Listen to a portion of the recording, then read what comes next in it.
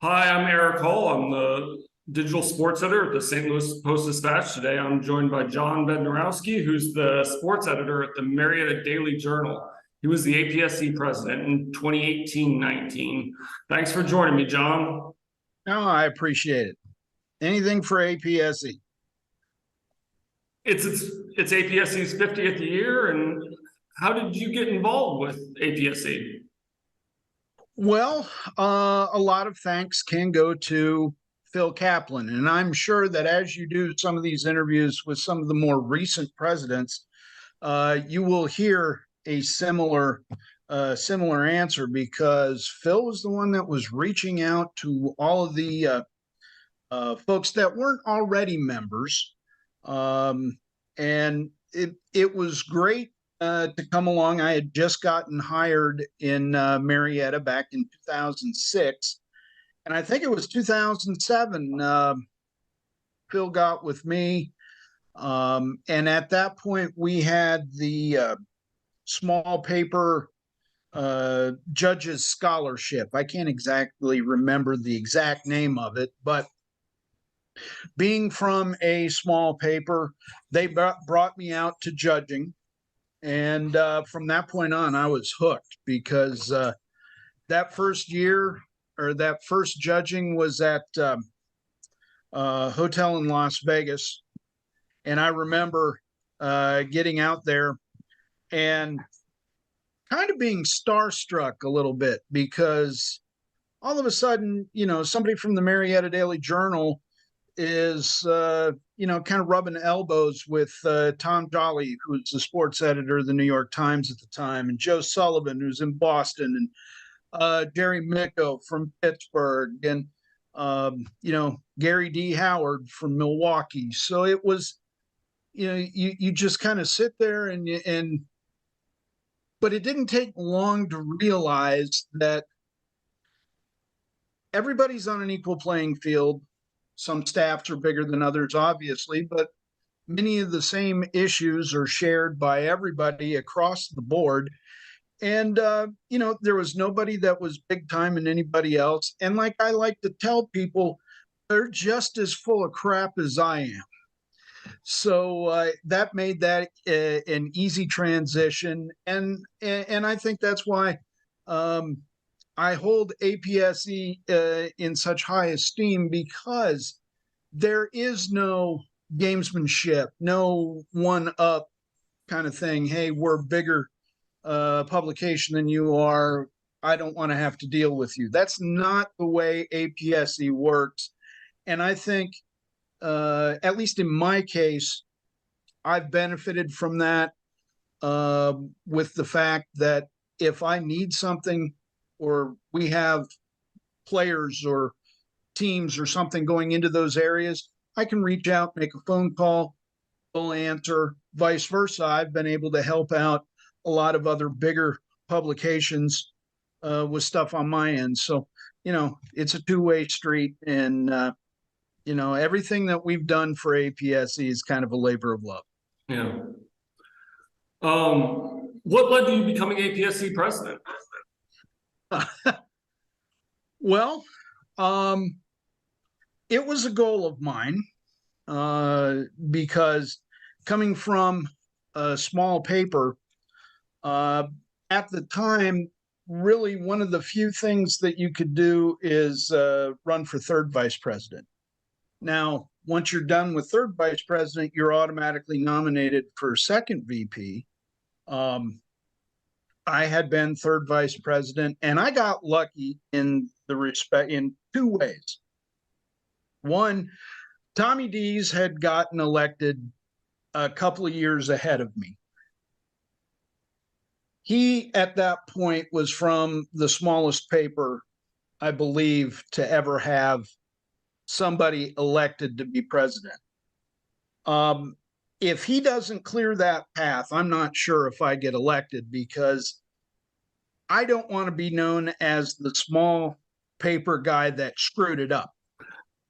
So everything that he did was great, and I'd like to think that I was able to follow with a good presidency of my own. But I had run a couple, 2 or 3 times and lost. And I tried it again.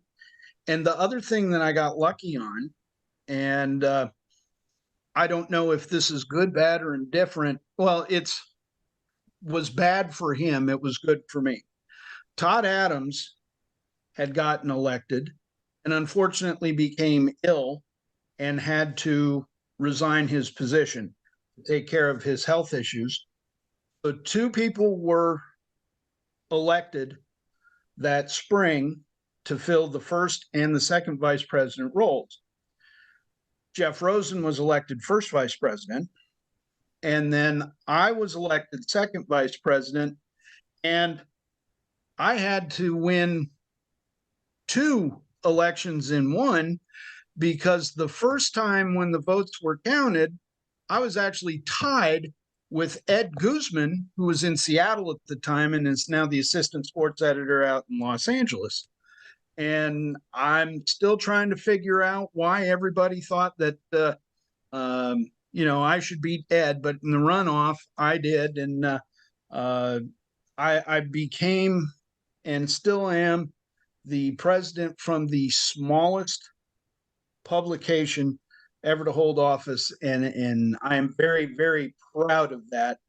I'm hoping that stands for a long, long time. I remembered most of those details, but I didn't remember the part about the runoff with Ed Guzman. So I'd forgotten that you had to run twice to win it. Well, and I'll tell you what, I found out that I had won in arguably one of my 2 or 3 favorite places on earth, because Jack Berninger called me to let me know that I won, and I was sitting in the press gallery at Augusta National at the Masters. So the Masters always will have a bigger part of my heart because of that. That's a pretty great place to find out that news. I thought so anyway, yeah. What are some things you achieved and are most proud of from your time as APSE president? Well, there are a couple. One of them involves our annual contest, because as I became a national officer, and I was on the board for 5 years, so I got to see, I was part of the changes that brought everything from caveman days, where we were doing cut and paste and all that. Mary Byrne got the ball rolling by making it through Google Docs and different things. Lost connection there for a bit, but you were talking about your experience being in the judging room for APSE. Well, we moved the contest from copy and paste into a more digital platform. I think Mary Byrne gets a lot of that credit. Tommy, Mike Sherman, and a few others. The last thing, or the thing that I did with the contest, and the reason that I'm talking about this first is because it's the middle of contest season, and I'm currently playing with that. I brought in the links. We're just doing links instead of having to copy and paste things into the Google Docs. The thing that I am absolutely most proud of is I was able to create, Michael Anastasi and George Rojas got the Diversity Fellowship program up and running. And one of the things that I noticed while I was president is that, it's an educational based program, but we had not taken the steps to make it a 501c3 nonprofit entity, to where we could go out and hopefully get donors to the program to help it grow. And I did the paperwork and the legwork and all that stuff, wrote the bylaws and everything to get that up and running. And I am so proud of the way that Michael has taken advantage of that. Don Shelton's doing a great job as executive director. I think we're going to be able to start seeing more and more people come through that diversity fellowship program, and we'll be able to expand our educational opportunities through that for APSE going forward. That to me is the big thing, and for everybody to put their faith in me to get it done, that is the crowning achievement by far. Yeah, that was a big move, and you should be proud of that. Thank you. What would you say APSE has meant to you professionally? To me, it's meant everything. It's given me people to be soundboards when I've needed advice or needed help with things. It's helped me build long-lasting friendships that will last, and not only my entire career, but hopefully long into retirement if I am able to do so. And it gives me an opportunity to also see all of the talented people that are coming up behind us, because journalism is in good hands. There's no doubt about that, because we have a lot of talented people doing a lot of talented things, making me look like I'm a dinosaur, which I am. It's funny because I sit here, I'm 16, 17 years into the membership with APSE.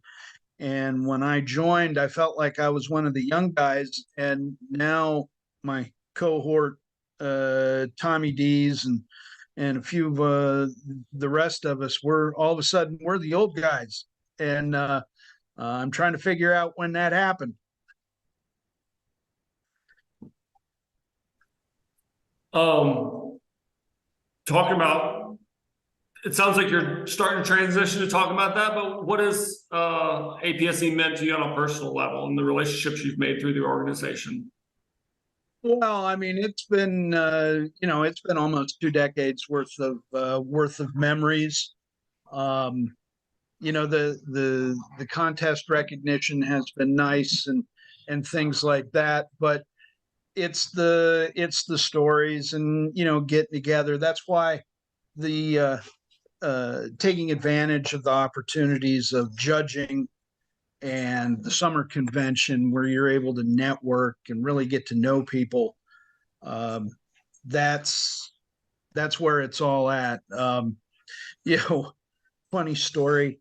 And Robert will probably hate me for telling this, but one of the things that really sticks out is Tommy and Robert and I and a couple other people. We went to this restaurant in Orlando, not far from where we were judging, called Johnny's Hideaway. It's no longer there, unfortunately, but one of the item menus or menus on the one of the items on the menu was a seafood tower.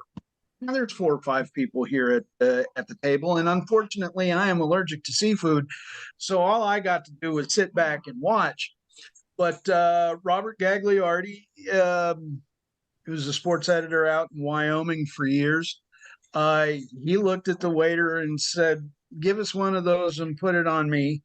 And I don't know how often you order things off a menu that says market price. Let's just say he learned a lesson that day not to necessarily do that, because this thing came out and it was 3 or 4 levels and it was just absolutely gorgeous. And when it arrived, he had to go outside to do a radio interview. So everybody else dives in on this thing, and they saved him a plate worth of appetizers, and when he got the bill, it was $150 for the seafood tower, and that's become a running joke for about the last 6 or 8 years, where we will often send him said picture on that anniversary date. But it's stuff like that where you can just kind of sit back and laugh, and it's all good memories. There are very few bad memories when you think about APSE. It's only good stuff. Are there any other memories that stick out that you want to share? Or? Well, I'll tell you what. When here's advice to all future APSE presidents: do not be the president and the convention host in the same year. Now, 2019, the convention was in Atlanta. I thought we put together a really good program, but that's a lot of legwork. But one of my favorite memories, not only was that where the membership gave me the go-ahead to get the 501c3 done for the foundation, but the officers, Todd Adams and Lisa Wilson, and Dan Spears and Robert, everybody, they presented me with one of my favorite keepsakes. They got me a Cleveland Browns jersey, authentic jersey, and on the back it says APSE Prez, and it happened to be number 19 for 2019 when I was there, but it also turned out to be my favorite player from the Browns, being Bernie Kosar, who is number 19. So, I mean, that's I don't know if Todd dug into stuff and figured that one out or what, but he said that they were going to get me a 30-pound bag of dog food, which would have been perfectly fine and would have gotten used, but no, that's one of those things that I'm going to have hanging on my wall for a long time once I stop wearing it at the conventions. Yeah. Well, I want to share one of my favorite memories of you. The first time I went to judging. Good. But the first time I went to judging was in Indianapolis, and you were the head of the judging group that I was in, and you made it such a welcoming experience. I'd been to a couple summer conventions at that point, but that was my first judging, and you made it such a welcoming experience, and I appreciate that. Well, I appreciate that too. It's awfully nice to hear. I'm as much as I love the summer conventions, I think you learn a lot more during the winter convention, just because when you're doing all of this work and reading all these stories and looking at these sections, you're always stealing ideas. Yeah. And just like you mentioned with me, and I appreciate that, I learned from Jerry Micco. And that's the thing about APSE. You're always passing down that knowledge that you've learned from the people that have come before you. And it shows. It really shows. Is there anything else you'd like to add? Or? Well, I'm hoping that when this comes out, it's in front of a full house at the 50th convention in Las Vegas. But just everybody keep your faith in APSE. You will get out of it exactly what you put into it. So take the time to make yourself available, and it will come back to you in 3, 4, 5-fold. Well, thanks so much for your time, John. Thanks, Eric.